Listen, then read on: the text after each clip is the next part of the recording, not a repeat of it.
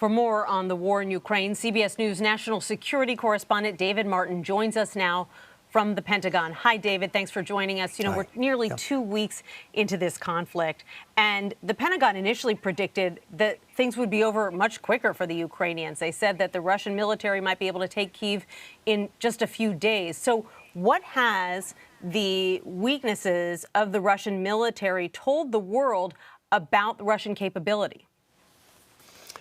Well, that it's not all it's cracked up to be, and I'll bet you that Vladimir Putin is finding this out for the first time as well.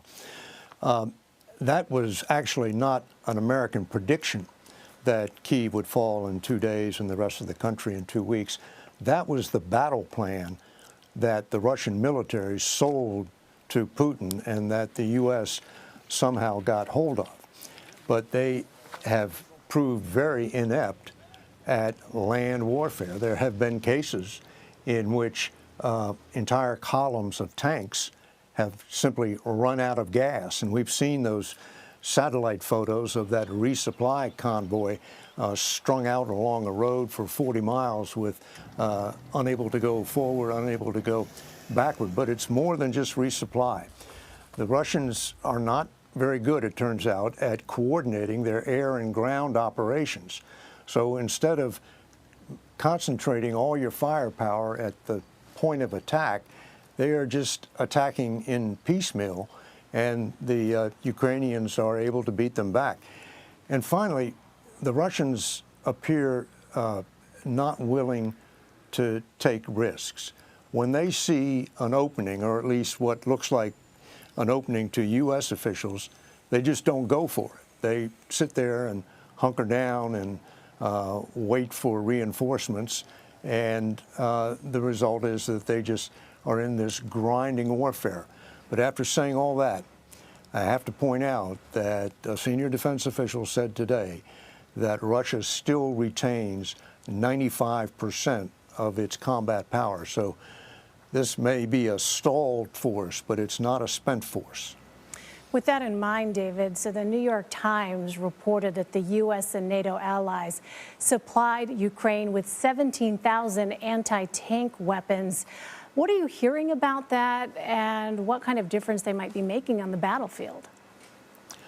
Well, there are a bunch of different tank weapons involved here, and the high-end one is called the Javelin. It's made in the United States, and it is able to destroy a tank. The operator simply gets the tank in its sight at 2,000 yards, fires the missile, and then he can duck for cover, and the missile does the rest. And what it does is it pops up to about 150 feet, and then it dives down on the top of the tank, which is where it has the least armor.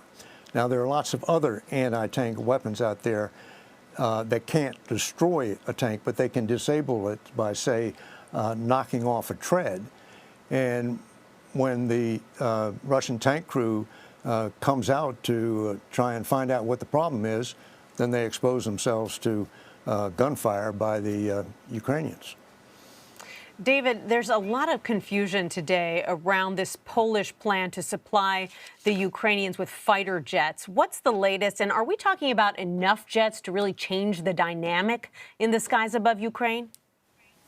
Well, the latest is it sounds like the Poles have pulled a fast one on the U.S. They announced, without apparently telling the U.S. they were going to do it, that they were willing to transfer all of their MiGs, MiG-29s, to a U.S. Air Force base in Ramstein, Germany.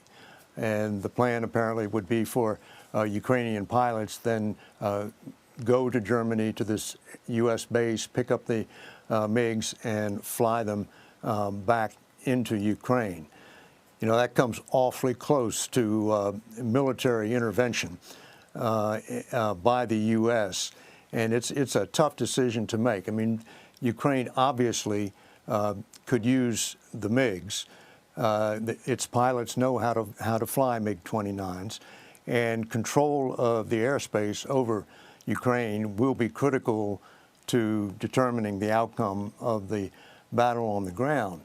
But flying MiG-29s straight from a U.S. base in Germany into Ukraine, you don't know what kind of response that would provoke from Vladimir Putin, and it might end up doing the one thing President Biden is determined not to do, which is letting the U.S. get dragged into this war. So this is a very tough decision. And just very quickly, David, why would the Poles do that? If they're going to supply the jets to the Ukrainian military, why not just tell them to come pick up the jets in Poland? Because they don't want to expose themselves to possible attack from Russia. If they provided the planes directly, then they could be accused of having intervened in the war in Ukraine. So this plan would essentially use the Americans as middlemen to bear the onus of the decision. All right, David Martin at the Pentagon for us. David, as always, we thank you for your insight and reporting. Sure thing.